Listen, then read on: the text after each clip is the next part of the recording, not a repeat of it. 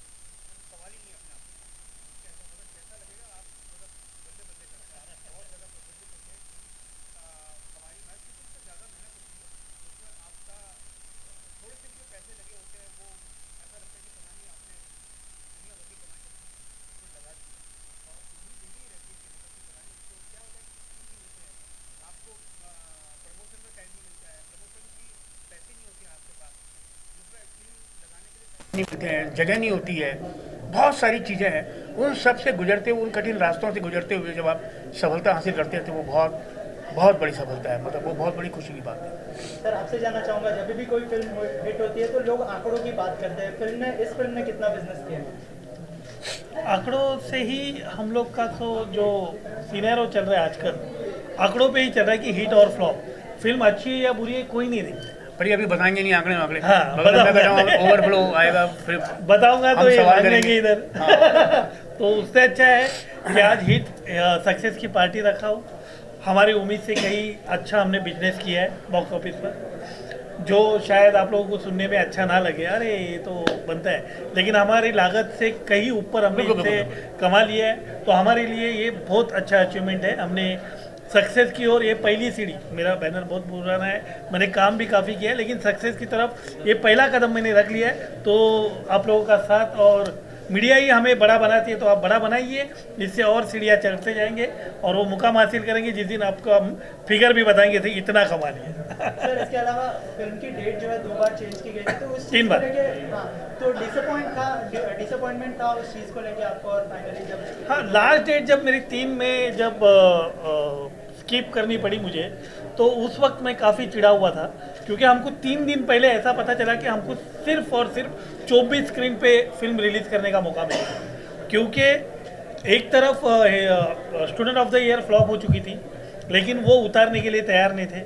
उनका जो ये मीडिया लास्ट टाइम जैसा ये आप छापिए ज़रूर, Student of the Year because of Fox Star release कर रहे थे, तो उन्होंने सिंगल स्क्रीन के साथ एग्रीमेंट बना लिया है कि 2 हफ्ते का स्टूडेंट ऑफ द ईयर, 2 हफ्ते का इंडियाज मोस्ट वांटेड, और उसके बाद उनकी इंग्लिश पिक्चर जो आ रही है एक्समैन या कुछ, वो 6 हफ्ते के लिए उन्होंने सिंगल स्क्रीन सारे लॉक कर दिए। ऊपर से दे दे प्यार दे आने वाली थी, तो इन सब चीज़ों के बीच में हम एकदम घुटन सी होने लग गई। और वो अपनी एवेंजर नाम की कोई इंग्लिश फिल्म है ना, देखो कैसा याद है, हिंदुस्तानी फिल्में याद नहीं रखोगे आप लोग। सर एक दिन ऐसा आएगा, ये फॉरेन की कंपनी है, हिंदुस्तानी मीडिया को, इंडस्ट्री को ख़त्म कर देगी। रशिया में या कहीं पर ऐसा हुआ था। मेकिंग ठीक है सर, डिस्ट्रीब्यूशन तो हम लोग खुद कर सकते हैं ना, मल्टीप्लेक्स चैन आपकी खुद की है, हॉटस्टार जैसी, ज़रूरत क्यों पड़ रही है करण जौहर जैसे को? सर उन लोग को अगर हालत बेकार है, दे दे प्यार देखो सुनने में आया, फॉक्सस्टार से स्क्रीन मांगनी पड़ी, तो हमको कौन पूछेगा सर? इंडस्ट्री बहुत गलत रास्ते पे जा रहे, इस वजह से डिसअपॉइंटेड हुआ था। तो हमने वो 17 तारीख कर ली, और फिर फाइट करके हमें जो स्क्रीन मिलनी चाहिए थी हम उससे संतुष्ट है।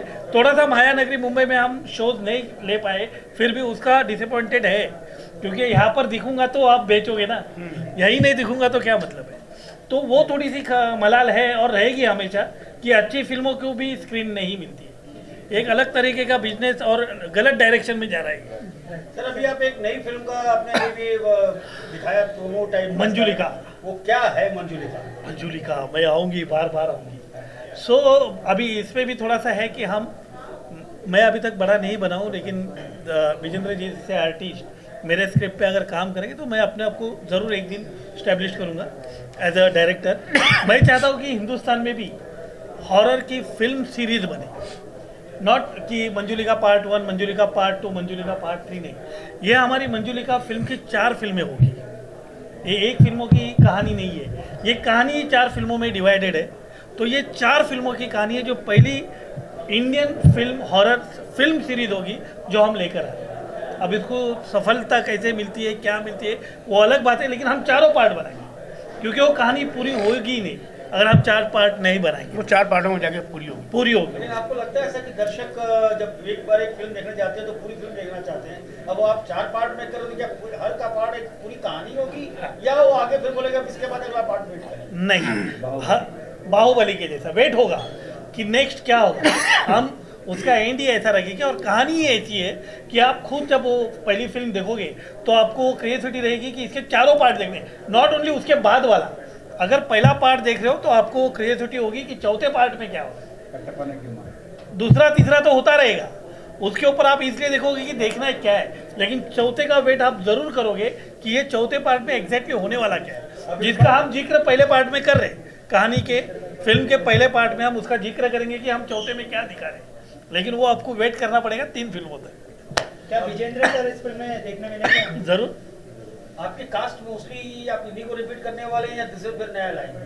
नहीं, थोड़ा सा चेंजेस होगा क्योंकि लीड में मार्केट के कुछ लोग हैं, हमारी बातें हुई है, लेकिन आपके लिए वो एक पार्टी और होगी जिस दिन कास्ट लॉक होगा। आमतौर पर क्या होता है कि जैसे एक डायरेक्टर, एक टीम कैप्टन जिसके साथ एक बार काम सक्सेसफुल चीज प्रोडक्ट निकाल चुका है तो वो थोड़ा सहूलियत पे रहता है अपनी उसी टीम को साथ में लेना। नहीं, मैं कंचन के साथ मेरी दूसरी फिल्म है, मयूर के साथ मैंने ऑलरेडी टीवी में काम किया था, उसको लॉन्च किया है मैंने इसमें।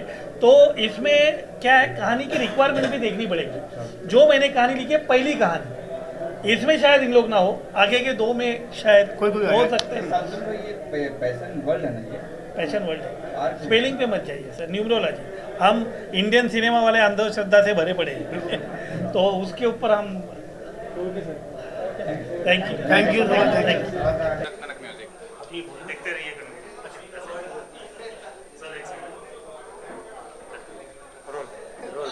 हाय नमस्कार, मैं ब्रजेंद्र काला, देखते रहिए कनक म्यूजिक।